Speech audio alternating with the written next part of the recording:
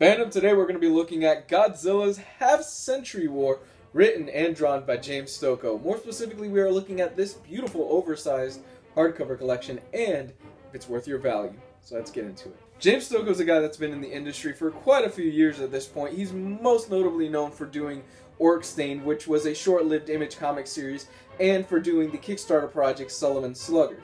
Now, if you know anything about the Sullivan Slugger Kickstarter, it ran into some production problems. That's neither here nor there. But on this project, Godzilla Half Century War, he decided to take writing duties as well as art. And I gotta say, the overall presentation and overall project, pretty good stuff. The story centers around the character Ota Murakami, and Ota Murakami at the beginning of the story is a lieutenant in the Japanese military, and it's set in 1954. What happens is that Ota is sent to Japan in a relief effort because something's been tearing up the place. He soon finds out it's Godzilla. And what happens is that Ota becomes obsessed with Godzilla, and it follows Ota through 50 years of his life and his obsession with Godzilla. So you're probably thinking at this point, man, this sounds really cool, this sounds really awesome, it's an interesting premise, but is the whole story just centered on Ota? We're not getting much of Godzilla? No. You get a lot of Godzilla throughout this whole book. In fact, I would say Godzilla shows up in about 80% of this book. It's a huge amount. And you do see all of Godzilla's classic villains like King Ghidorah. You see Mothra, Mechagodzilla, Space Godzilla. They all show up inside of this 5-issue run, and it is all awesome. And the really impressive thing is just how well James Stokoe is able to weave in all the villains into the plot of this story and not make it feel just out of place and just something that's thrown together where, okay, well, here, I'll just throw in Mothra here just for no reason. No. They all weave in for a very specific reason and a very specific time point in the 50-year run. What's also really great about this is that Stokoe understands from a storytelling standpoint that Godzilla, he's not always a good guy, he's not always a bad guy. He's more an analogy of a force of nature where he comes in, destroys things, maybe takes out the other giant lizard, giant monster that's there, but he leaves a huge pile of wreckage behind. And I think that's really great, and it's a really interesting concept that Stokoe does explore a little bit here in the 5-issue run. I would have liked him to go into a little bit more of that, into kind of the nature of what Godzilla is, but we do have those old classic Japanese movies for that, and Stokoe was kind of hampered by the fact that this was only 5 issues. Let's talk about the real star of the show here, the art. James Stokoe's art on this is beautiful. Panels just lush. They look amazing, super detailed.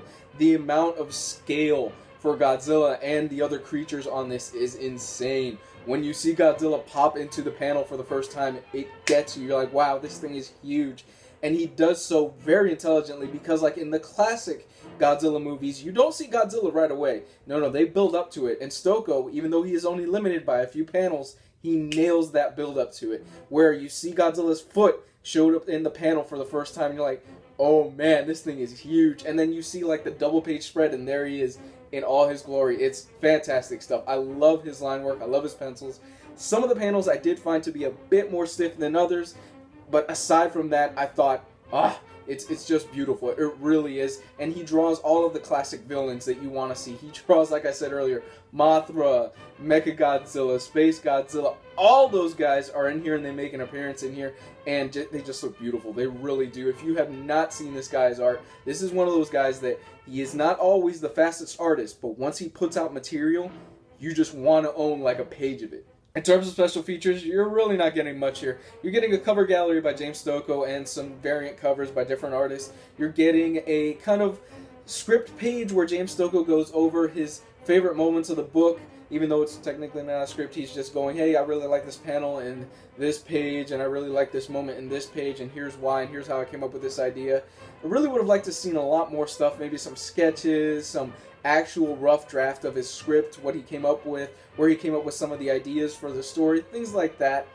Unfortunately, not really much going on there. I think if you're a Godzilla fan and you're looking for a story that actually has Godzilla in it, unlike the movie from last year, then I think you will really enjoy this book. It's a fun read. It's 5 issues. You'll fly through it like that. And James Stokoe's art is more than worth the price of admission. So I'm going to give this bad boy an 8 out of 10. I wish it had more special features on it. And for 5 issues, it is a short read, but I think you will enjoy it if you are a fan of the big guy. If this is your first time checking out my channel, I do weekly reviews like the one you just saw. You can follow me on Facebook, Twitter, Twitch. I'm going to put all that stuff in the description below. Those are the best ways to get a hold of me.